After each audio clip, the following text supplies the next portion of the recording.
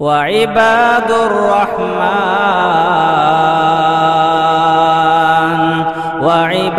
الرحمن الذين يمشون على الأرض هونا وإذا خاطبهم الجاهلون قالوا سلاما۔ تو محرم کا مہینہ جیسے ہی آ رہا ہے تو ہم سب دیکھتے ہیں کہ کس طرح سے کچھ ایسے لوگ جنہوں نے محرم کو کسی خاص واقعے کے ساتھ جوڑ کر اس کی عظمت اور اس کی حرمت کو اس واقعے کے ساتھ جوڑنے کی کوشش کرتے ہیں۔ حضرت حسین رضی اللہ تعالی عنہ کی شہادت کے واقعے سے محرم کے مہینے کو جوڑ کر یہ جو مسلمانوں کے سامنے باور کرانا چاہتے ہیں کہ محرم کا مہینہ اس کی عظمت اور اس کی حرمت اسی واقعے سے جڑی ہوئی ہے۔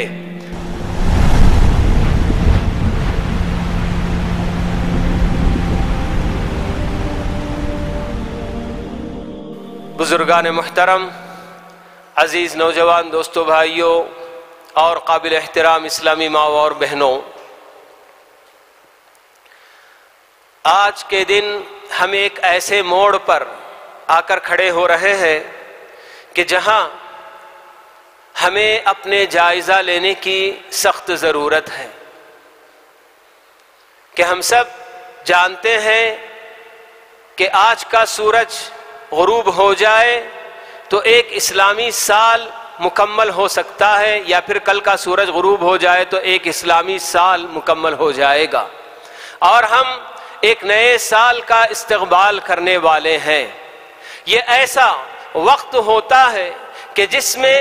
خاص کر ایک مومن بندہ جو کہ اللہ تعالیٰ پر ایمان رکھتا ہے، آخرت پر ایمان رکھتا ہے، بعث بعد الموت کہ مرنے کے بعد دوبارہ اٹھائے جانے پر ایمان رکھتا ہے، اور اللہ رب العالمین کے روبرو اپنی دنیاوی زندگی کا حساب دینے پر یقین رکھتا ہے، ایمان رکھتا ہے، تو ایسے بندے کی زندگی اور ایک وہ انسان جو کہ اللہ کو بھی نہیں مانتا یا مرنے کے بعد اٹھائے جانے پر اس کا کوئی ایمان نہیں، یہ دونوں کی زندگی برابر نہیں ہو سکتی ہے۔ تو ایک مسلمان،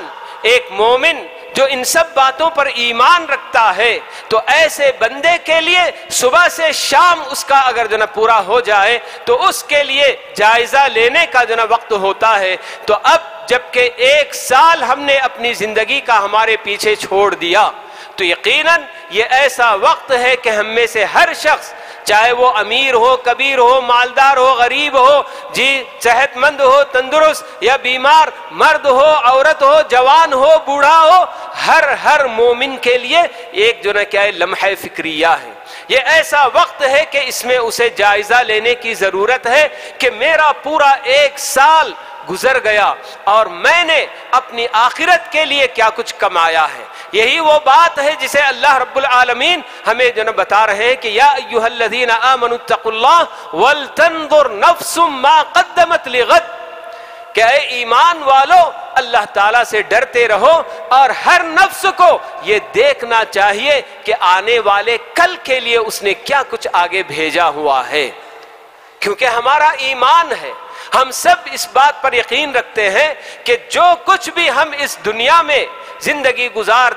کر جاتے ہیں، جیسے بھی ہمارے اپنے اعمال ہوتے ہیں، انہی اعمال کا بدلہ ہمیں وہاں آخرت میں دیا جاتا ہے۔ قرآن مجید کی کتنی آیتوں میں اللہ رب العالمین نے اس حقیقت کو واضح کیا ہے، وَهَلْ تُجْزَوْنَ إِلَّا بِمَا كُنْتُمْ تَعْمَلُونَ، کہ تمہیں جو بھی بدلہ وہاں پر دیا جائے گا تمہارے اپنے اعمال کا ہی وہاں پر بدلہ دیا جائے گا۔ جب بات ایسی ہے، یہ حقیقت ہے اور ہم سب جانتے ہیں، تو ایک سال ہماری اپنی زندگی کا جب مکمل ہو رہا ہے تو پھر ہمیں غور کرنے کی ضرورت ہے، کیونکہ ہر گزرتا ہوا لمحہ ہمیں ہماری اپنی زندگی سے دور اور ہمیں ہماری اپنی موت کے قریب سے قریب تر لے کر جا رہا ہوتا ہے۔ اسی لیے ہمارے اپنے اسلاف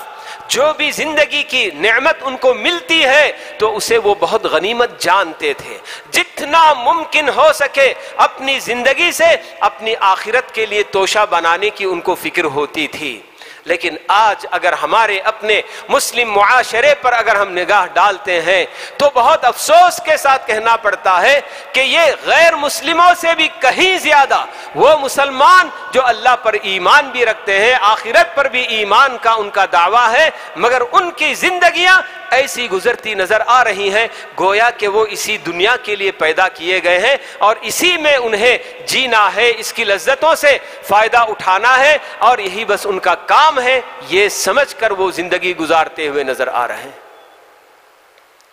حالانکہ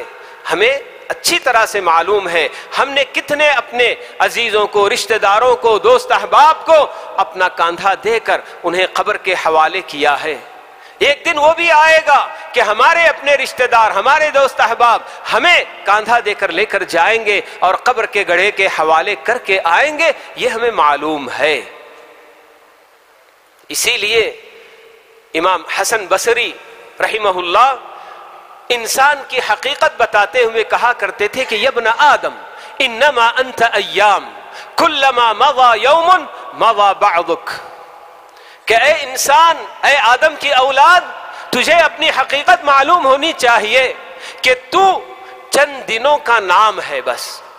انسان گویا سمجھو کہ چند دنوں سے عبارت ہے، جیسے جیسے ایک دن گزر جاتا ہے انسان کا بعض حصہ بھی گزر جاتا ہے، اور پھر وہ دن بھی آتا ہے کہ جب جس طرح سے اس کی مثال اگر ہم سمجھنا چاہیں تو ہمارے اپنے پاس سمجھ لیجئے کہ جیسے کیلنڈر کے اوراق ہوتے ہیں، خاص کر وہ کیلنڈر کے جس میں ایک ایک دن ایک ایک ورق پھاڑ پھاڑ کر ہم کچرے کے کوڑے دان میں ڈال دیا کرتے ہیں، تو بالکل اسی طرح کی مثال انسان کی ہے کہ جب وہ کیلنڈر شروع میں ہمارے پاس آتا ہے تو 365 اوراق اس کے اندر ہوتے ہیں اور وہ بڑا موٹا نظر آتا ہے، لیکن جیسے جیسے ایک ایک دن گزرتا ہے، مہینے گزرتے ہیں تو وہ تھوڑا تھوڑا کم ہوتے جاتا ہے، اور پھر آخر وہ دن بھی آتا ہے کہ جب آخری پنہ اس کا ہم نے پھاڑ دیا اور اس کے بعد ہم اس پورے کیلنڈر کو نکالتے ہیں اور جو نا کیا ہے کچرے میں ڈال دیا کرتے ہیں۔ تو بالکل اسی طرح سے ہماری اپنی زندگی کا آخری دن ہم نے جب پورا کر لیا تو بس ہماری اپنی موت آئے گی، اور پھر اس کے بعد ہمیں بھی لوگ قبر کے گڑھے میں لے جا کر ڈال کر چلے آئیں گے۔ یہ ایسی حقیقت کہ ہمیں اس دنیا میں جس طرح سے آتے ہوئے ہم سے نہیں پوچھا گیا مرضی، ہم سے ہماری مرضی نہیں پوچھی گئی کہ آپ دنیا میں جانا چاہتے ہیں کہ نہیں جانا چاہتے، تو جیسے آتے ہوئے ہماری اپنی مرضی نہیں تھی تو اس دنیا سے جاتے ہوئے بھی ہم سے مرضی نہیں پوچھی جائے گی۔ اسی وجہ سے اللہ رب العالمین کا ہم پر کتنا بڑا احسان اور اس کا کتنا جو نہ دیکھیے کہ وہ جیسے ارحم الراحمین ہے ہم بندوں پر اتنا مہربان کہ اس نے ہمیں پہلے ہی خبر کر دیا کہ انسانوں تم میں سے ہر ایک کے لیے اتنی مدت، بہرحال ہر ایک کی ایک مدت مقرر کر کے ہم اسے دنیا میں بھیجتے ہیں، اور وہ مدت جیسے پوری کر لیتا ہے تو پھر اس کی موت آ جاتی ہے۔ آخری پیغام جو اللہ رب العالمین نے ہم بندوں کے نام کیا، اس پیغام میں بھی اللہ رب العالمین نے فکر آخرت کو ہی بالکل مقدم رکھا ہے۔ وَاتَّقُوا يَوْمًا تُرْجَعُونَ فِيهِ إِلَى اللَّهِ ثُمَّ تُوَفَّى كُلُّ نَفْسٍ مَا كَسَبَتْ وَهُمْ لَا يُظْلَمُونَ۔ یہ اللہ رب العالمین کا آخری پیغام ہے جو ہم بندوں کے نام اللہ تعالیٰ نے کیا۔ یہ آخری آیت قرآن مجید کی جو اللہ تعالیٰ نے نازل کی، اور اس کے بعد پھر وحی کا سلسلہ منقطع ہو گیا۔ تو دیکھیے اس میں اللہ رب العالمین کا پیغام کیا ہے کہ وَاتَّقُوا يَوْمًا تُرْجَعُونَ فِيهِ إِلَى اللَّهِ، کہ لوگوں اللہ تعالیٰ یا اس دن سے ڈرتے رہو جس دن کے تم اللہ کی طرف لوٹائے جاؤ گے، کسی اور کی طرف نہیں، غیرے کی طرف نہیں، بلکہ اللہ تعالیٰ بتا رہے ہیں کہ ہاں وہ دن آئے گا تمہاری اپنی زندگی میں کہ جس دن تم اللہ کی طرف لوٹائے جاؤ گے۔ اور یہ کوئی معمولی بات نہیں ہے، ہمارا اللہ کون ہے؟ اللہ تعالیٰ نے اپنا مکمل تعارف قرآن مجید میں اور پیارے نبی صلی اللہ علیہ وسلم کی زبانی ہم کو دیا ہوا ہے۔ تو اس لیے اللہ تعالیٰ خبردار کر رہے ہیں کہ تم کہیں اور نہیں بلکہ اللہ کی طرف لوٹائے جاؤ گے۔ تو یہ فکر آخرت ہی اللہ رب العالمین آخری پیغام میں بھی ہمیں پیش کر رہے ہیں کہ اے انسانوں، دنیا کی زندگی آخرت بھلا کر، آخرت فراموش کر کے تمہیں نہیں گزارنی ہے۔ قدم قدم پر اپنی آخرت تم کو اگر یاد رہے گی تو تب تمہارا اٹھنے والا ایک ایک قدم بالکل صحیح طریقے سے اٹھے گا، صحیح سمت میں اٹھے گا۔ یہ اللہ تعالی ہم سے جناب چاہتے ہیں۔ تو یہ ایسا دن یا ایسا وقت کہ ہمیں اپنا اپنا جائزہ لینے کی ضرورت ہے۔ ہر انسان، جی چھوٹا موٹا تاجر، بالکل صبح سے شام تک ٹھیلے پر کچھ بھی بیچنے کرنے والا صبح سے شام تک بیچتا ہے، اور شام میں وہ بیٹھ کر دیکھتا ہے کہ میں نے کیا پایا اور کیا کھویا، میرا کتنا فائدہ ہوا یا کہیں میرا نقصان تو نہیں ہوا۔ اگر نقصان ہوا ہے تو اپنے اس نقصان کی تلافی کے لیے یا نقصان سے آئندہ بچنے کے لیے وہ پلاننگ کرتا ہے۔ تو ہم میں سے ہر انسان یہ جانتے ہیں کہ ہاں، ہماری اپنی یہ زندگی، دنیا کی زندگی ہمیشہ کی زندگی نہیں، بلکہ آخرت کی طرف ہمیں لوٹ کر جانا ہے، اور وہاں کا کیا ہمارا خسارہ ہوگا یا کیا فائدہ ہوگا، تو اس کے لیے ہمیں سوچنے کی ضرورت ہے، غور کرنے کی ہم کو ضرورت ہے۔ تو یہ پہلا پیغام تھا جو میں نے آپ لوگوں کے سامنے اس نئے سال کے آنے پر میں نے آپ کے سامنے رکھا ہے۔ اور دوسری بات جو میں نے سورہ توبہ کی ایک آیت پڑھی، جس کے اندر اللہ رب العالمین فرماتے ہیں کہ ان عدت الشہور عند اللہ 12 شہرا یوم فی کتاب اللہ یوم خلق السماوات والارض منها 4 حرم، کہ اللہ رب العالمین کے نزدیک مہینوں کی تعداد اللہ کی کتاب میں جب سے کہ اللہ تعالیٰ نے زمین و آسمان کو پیدا کیا ہے 12 مہینے ہی ہیں، اور ان 12 مہینوں میں 4 مہینے بڑے حرمت والے مہینے اللہ رب العالمین نے قرار دیے ہیں۔ حرمت والے وہ 4 مہینے، 2 مہینے ہم گزار چکے لگاتار، ذی القعدہ اور ذی الحجہ، اور آنے والا اسلامی سال کا پہلا مہینہ محرم کا مہینہ ہے، تو یہ بھی اللہ تعالیٰ کی طرف سے بڑا محترم مہینہ بنایا گیا ہے۔ اور چوتھا مہینہ رجب کا مہینہ ہے۔ یہ 4 مہینے اللہ رب العالمین نے اپنے کلام میں ہمیں بتایا ہے کہ یہ 4 مہینے بڑے محترم مہینے ہیں، حرمت والے، عظمت والے مہینے ہیں۔ تو محرم کا مہینہ جیسے ہی آ رہا ہے تو ہم سب دیکھتے ہیں کہ کس طرح سے کچھ ایسے لوگ جنہوں نے محرم کو کسی خاص واقعے کے ساتھ جوڑ کر اس کی عظمت اور اس کی حرمت کو اس واقعے کے ساتھ جوڑنے کی کوشش کرتے ہیں۔ حضرت حسین رضی اللہ تعالی عنہ کی شہادت کے واقعے سے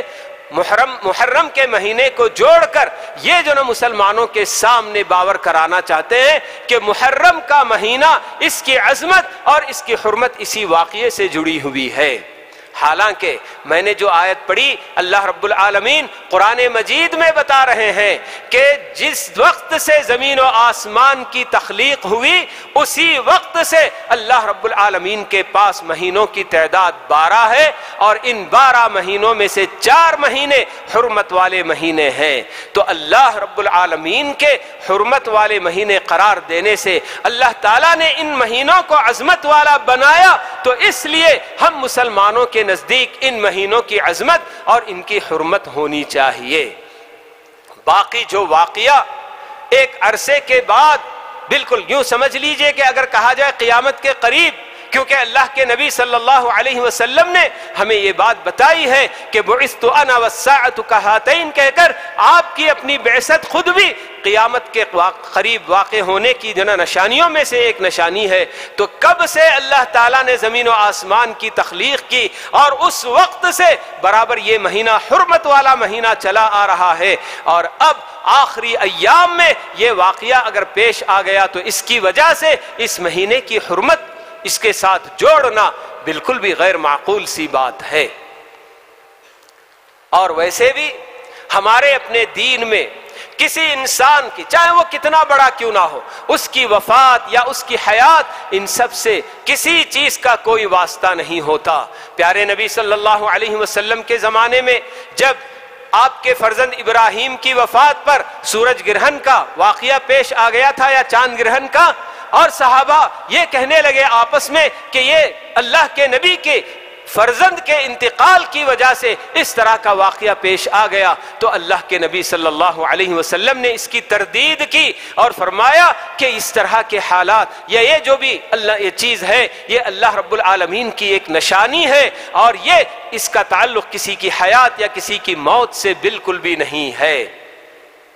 تو ویسے ہی ہمارے اپنے پاس اگر حضرت حسین کی شہادت اس مہینے میں پیش آ بھی گئی تو اس کی وجہ سے ہم اسلام کی وہ ساری تعلیمات بھلا دیں کہ جن میں ہمیں یہ کہا گیا کہ کسی بھی مسلمان کے لیے کسی کی وفات پر یعنی ماتم کرنا ایک دن کے لیے بھی جائز نہیں ہے۔ ہاں عورتوں کے لیے بس 3 دن کی اجازت دی گئی کہ وہ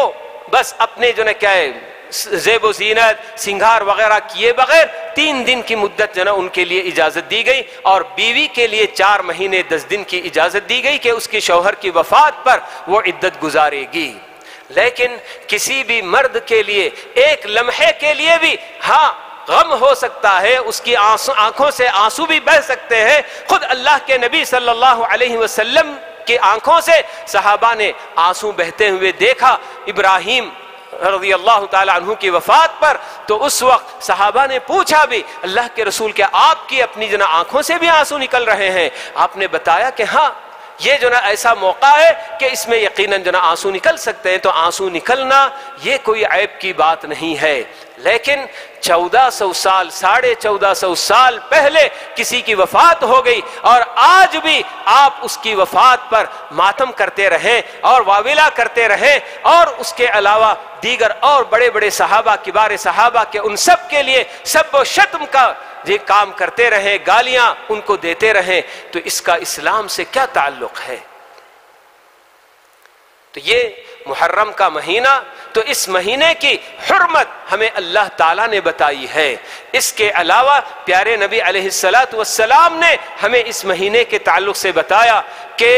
رمضان کے روزوں کے بعد جس مہینے کے روزے اللہ رب العالمین کے نزدیک سب سے افضل ہیں تو وہ یہی محرم کا روزے ہیں۔ محرم کے مہینے میں جتنے زیادہ روزے رکھے جائیں یہ افضل ہے۔ جیسے آپ نے بتایا کہ فرض نمازوں کے بعد سب سے افضل ترین نماز تہجد کی نماز ہے، تو بالکل اسی طرح سے رمضان کے فرض روزوں کے بعد سب سے زیادہ اہمیت والے روزے اگر کسی مہینے کے ہیں تو وہ محرم کے مہینے کے روزے ہیں۔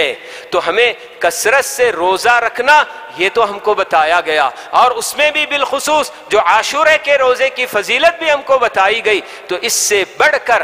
حرمت یعنی کہ اس محرم کے مہینے کے اندر کرنے والا اور کوئی کام ہمیں نہیں بتایا گیا۔ نہ پیارے نبی علیہ السلام نے کوئی کام کیا، اور نہ آپ کے بعد آپ کے صحابہ نے کسی طرح کا کوئی عمل اس مہینے میں انجام دیا خاص طور پر۔ تو پھر یہ واقعہ اگرچہ کہ پیش آ گیا تو اس واقعے کو اس یعنی مہینے کی حرمت کے ساتھ جوڑنے کی جو کوشش کی جاتی ہے، اور یہ سمجھایا جاتا ہے کہ محرم اس لیے محترم ہے کہ اس کے اندر حضرت حسین رضی اللہ تعالیٰ عنہ کی شہادت کا واقعہ پیش آ گیا، تو اس سے کوئی اس کا تعلق نہیں ہے۔ حضرت حسین سے بڑھ کر اعلیٰ مرتبہ رکھنے والے حضرت ابو بکر کی وفات ہوئی، اللہ کے نبی صلی اللہ علیہ وسلم کی وفات ہو گئی، مگر اس دن کو بھی ہماری امت ماتم کا دن نہیں قرار دیتی ہے، تو پھر نبی سے بھی بڑھ کر نبی کا نواسہ ہو گیا۔ کیسے اس کا کیا اس کو کس عقل سے اس کو سمجھا جائے؟ اور بھی بڑے بڑے صحابہ، حضرت عمر کی شہادت ہوئی، حضرت عثمان کی شہادت ہوئی، خود حضرت علی رضی اللہ تعالیٰ عنہ کی شہادت ہوئی، مگر ان سب دنوں کو اس طرح کو کوئی ماتم کا دن تو نہیں قرار دیا جاتا۔ تو بہرحال یہ اپنے کچھ خاص اغراض و مقاصد کو لے کر مختلف قسم کے بدعات اور خرافات اس کے اندر ایجاد کر لیے گئے، اور کسی وقت میں حکومت نے بھی ساتھ دیا تھا، ایسے ہی لوگوں کی حکومت بھی قائم ہو گئی تھی، اور اس وقت اس طرح کے کاموں کو اتنا رواج دے دیا گیا کہ اہل سنت پر اس طرح کی جناب بدعات اور خرافات یہ سب غالب آ گئی، اور بہت سارے سادہ مسلمانوں کے ذہنوں میں یہ بات بیٹھ گئی گویا کہ اسلام کا یہی جناب طریقہ ہے، اور اسلام سے ان سب باتوں کا بڑا گہرا تعلق ہے۔ لیکن اللہ رب العالمین کا بہت بڑا فضل و احسان ہے کہ ماضی قریب میں تقریباً 20-25 سال سے الحمدللہ مسلمانوں نے ہوش سنبھالا اور ان کو اپنی باتیں سمجھ میں آئیں کہ یہ ساری بدعات اور یہ سارے خرافات یہ سب تو شیعہ حضرات کے اپنے کام ہیں، اس سے اہل سنت کا کوئی جناب بالکل تعلق نہیں ہے، اور الحمدللہ بہت ساری بدعات اور خرافات سب چھٹتی چلی آئی ہیں، اور سنی مسلمان الحمدللہ بہت ساری جناب ان سب کاموں سے اپنا دامن بچاتے آ رہے ہیں الحمدللہ۔ اللہ تعالیٰ مزید اور جو اس طرح کی چیزوں کو ابھی سمجھے نہیں ہیں اور ان کے پیچھے اپنا وقت لگاتے ہیں، اللہ تعالیٰ انہیں بھی توفیق سے نوازے، اللہ تعالیٰ انہیں بھی ہدایت سے نوازے۔ حضرات و خواتین، ایک اور آخری پیغام جو میں آپ کے سامنے دینا چاہ رہا ہوں کہ اللہ رب العالمین کا فرمان ہے کہ یا ایھا الذین آمنوا اطیعوا اللہ واطیعوا الرسول ولا تبطلوا اعمالکم۔ ذرا غور کرنے کی بات ہے کہ اللہ تعالیٰ ہم میں سے ہر مسلمان سے یہاں مخاطب ہے کہ یا ایھا الذین آمنو جب کہتے ہیں تو ہم میں سے ہر شخص اس کا مخاطب ہوتا ہے کہ اے ایمان والو اللہ اور اس کے رسول کی اطاعت کرو، یہ اللہ تعالیٰ کا فرمان اور اللہ تعالیٰ کا حکم ہے، اور یہ ایسا حکم کہ یہ کوئی فرض کفایہ والا حکم نہیں ہے کہ ہاں مسلمانوں کی ایک جماعت اللہ تعالیٰ کی اور اللہ کے رسول کی اطاعت کر لے اور باقی اور سارے مسلمان بالکل آزاد ہیں۔ جیسے کہ جنازے کی نماز ہوتی ہے کہ کچھ مسلمان اگر وہ فریضہ ادا کر دیتے ہیں تو سارے مسلمانوں سے وہ فریضہ ساقط ہو جاتا ہے، باقی اور لوگ اس کے جناب اس میں پوچھے نہیں جائیں گے، ان کو پکڑا نہیں جائے گا۔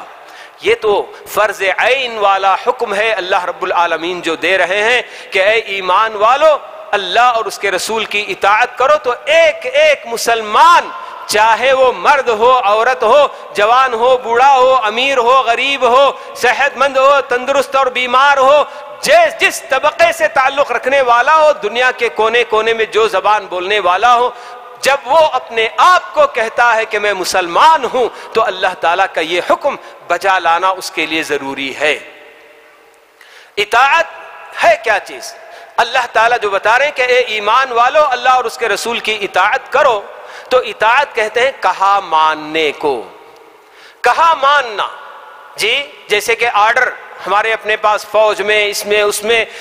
کمپنیوں میں جو بھی آپ کو حکم دیا جاتا ہے، باس کی طرف سے جو حکم ملتا ہے، اپنے جو نا بڑے عہدیدار کی طرف سے جو حکم ملتا ہے اس کے برابر آپ کو کام کرنا، بس یہی اطاعت ہے۔ کہا ماننا اس کو اطاعت کہا جاتا ہے۔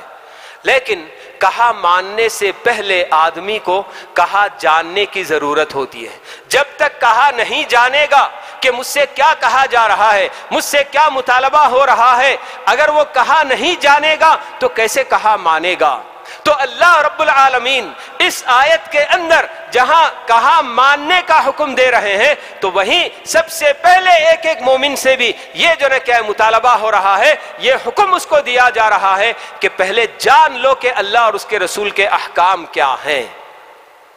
ہماری اپنی کتنی غفلت ہے، دنیا کے ہم ہر کام سیکھنے کی ہم کوشش کرتے ہیں، جو کام اس دنیا میں ہمیں فائدہ پہنچا سکتا ہے اس کے پیچھے ہم اپنا وقت، اپنا پیسہ، اپنی ہر قربانی دینے کے لیے تیار ہیں کہ اس کے بعد اس کام سے مجھے دنیا میں اتنا بڑا فائدہ ہونے والا ہے۔ لیکن کسی کے پیچھے اگر ہم وقت نہیں لگاتے ہیں، کسی کے لیے ہم پیسہ خرچ نہیں کرنا چاہتے ہیں، کسی کے لیے اگر ہم قربانی نہیں دینا چاہتے ہیں تو ہمارا اپنا دین سیکھنے کے لیے، اللہ اور اس کے رسول کا کہا ہوا جاننے کے لیے ہم وقت نہیں لگانا چاہتے ہیں، حالانکہ ہمیں معلوم ہے کہ اسی کے پیچھے ہماری اپنی اخروی نجات اور اخروی کامیابی کا سارا دار و مدار ہے۔ کتنی بڑی ہماری اپنی جو بے عقلی اس کو کہیں گے، اس کو کیا کہا جائے، کم عقلی کہنا ہے کہ دنیا کے لیے آدمی سارا وقت لگاتا ہے، پیسہ لگاتا ہے، قربانیاں دیتا ہے، نیند کی قربانیاں اور پتہ نہیں کیا کیا قربانیاں، لیکن جس کام کے حاصل کر لینے سے، جس بات کو حاصل کر لینے سے آپ کی اپنی آخرت بننے کا ہے، تو ایسے کام کے لیے یا ایسی بات کے لیے بندہ نہ اپنا وقت لگانا چاہتا ہے، نہ اپنا پیسہ اور نہ کسی طرح کی کوئی قربانی دینا چاہتا ہے۔ تو یہ اللہ رب العالمین کا بہت بڑا اہم فرمان ہے کہ اے ایمان والو اللہ اور اس کے رسول کی اطاعت کرو اور اپنے اعمال برباد نہ کر لو۔ یہاں سب سے پہلے یہ بات بتا رہے اللہ تعالیٰ کہ آپ کی ذمہ داری اللہ اور اس کے رسول کی اطاعت کرنا ہے۔ اگر آپ نے اطاعت نہیں کیا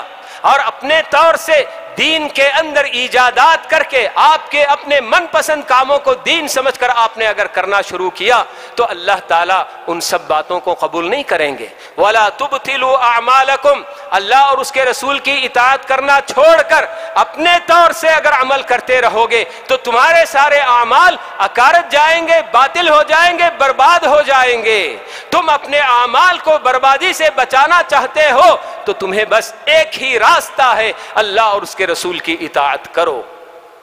اور یہ اطاعت آپ کے لیے کیوں چاہیے صاحب؟ اس کا فائدہ کیا ہوگا؟ اللہ تعالیٰ نے بتایا کہ وَمَن يُطِعِ اللَّهَ وَرَسُولَهُ فَقَدْ فَازَ فَوْزًا عَظِيمًا، کہ جو اللہ اور اس کے رسول کی اطاعت کر لے گا تو اس کے لیے بہت بڑی کامیابی منتظر ہے۔ اللہ نے یہ نہیں بتایا کہ صرف آخرت میں، بلکہ عام اللہ تعالیٰ نے خوشخبری دی ہے، بشارت دی ہے کہ جو اللہ اور اس کے رسول کی اطاعت سے اپنی زندگی جو کیا ہے سنوارے گا تو اللہ تعالیٰ اس کے لیے کامیابی کی ضمانت دے رہے ہیں۔ فقد فاز فوزا عظیما، اور معمولی بھی نہیں، بہت عظیم کامیابی، فوز عظیم کی اللہ تعالیٰ بشارت دے رہے ہیں، جو اس دنیا میں بھی اور آخرت میں بھی دونوں جہاں میں اللہ تعالیٰ اس کو کامیابی سے ہمکنار کریں گے۔ لیکن یاد رہے کہ اگر ہم نے اللہ تعالیٰ کے اس قانون پر عمل نہیں کیا، اللہ اور اس کے رسول کی اطاعت سے ہم نے اگر اعراض کیا، روگردانی کی، تو پھر دنیا کی کوئی طاقت ہمیں جس طرح کی ذلتیں آج ہم دیکھ رہے ہیں اس ذلت سے نکال بھی نہیں پائے گی، اور ہمارا پتہ نہیں آگے کیا انجام بھی ہوگا۔ کیونکہ اللہ تعالیٰ ہمیں یہ بھی خبردار کر رہے ہیں وَإِن تَتَوَلَّوْا يَسْتَبْدِلْ قَوْمًا غَيْرَكُمْ ثُمَّ لَا يَكُونُوا أَمْثَالَكُمْ، کہہ کر کہ اگر تم لوگ اسی طرح سے اعراض کرتے رہو گے، اللہ اور اس کے رسول کی باتوں کو اپنے پیٹھ پیچھے چھوڑ کر اپنی منمانی اور خواہش کی زندگی گزارتے رہو گے، تو اللہ تعالیٰ خبردار کر رہے ہیں کہ یستبدل قوما غیرکم، کہ اللہ تعالیٰ تمہاری جگہ کسی اور قوم کو لے آئے گا، ثم لا یکونوا امثالکم، پھر وہ لوگ تمہاری طرح نہیں ہوں گے، بلکہ وہ تو ایسے بندے ہوں گے جو اللہ سے محبت کریں گے اور اللہ ان سے محبت کرے گا، اور اللہ تعالیٰ کی ہر خواہش کو اور اللہ تعالیٰ کے ہر حکم کو وہ اپنے آگے رکھیں گے، اور اپنی تمام خواہشات کو اللہ کی خواہش کے اور اللہ تعالیٰ کی مرضی کے تابع کر کے زندگی گزاریں گے۔ تو اس لیے جی ہمیں سوچنا چاہیے کہ یہ ایسا وقت ہے کہ پتہ نہیں ہم میں سے ہر شخص کی زندگی اور کتنی باقی ہے۔ اللہ تعالیٰ نے زندگی کی شکل میں ابھی بھی اس نعمت کو ہمارے لیے برقرار رکھا ہے، تو اسے ہم کو غنیمت جان لینا چاہیے۔ اب تک کی زندگی کا ہم نے جائزہ اگر لیا اور ہمیں لگا کہ ہم نے تو اللہ تعالیٰ کی معصیت میں، نافرمانیوں میں اپنی زندگی کا ایک بڑا حصہ ہم نے گزار دیا ہے، اور اللہ تعالیٰ کی اطاعت میں اور اللہ تعالیٰ کی جو ہے کیا ہے عبادتوں میں ہم نے بہت مختصر سا وقت، تو ابھی بھی زندگی باقی ہے۔ آخری وقت میں بھی بندہ اگر توبہ کر لے، اللہ کی طرف رجوع کرے اور اس کی طرف لوٹ آئے، تو اللہ تعالیٰ اسے خوشی خوشی قبول کرنے کے لیے بالکل تیار ہیں۔ تو وقت ہمارے اپنے آپ کو بدلنے کا ہے کہ ہم جب اپنے آپ کو بدل لیں گے اور ہماری اپنی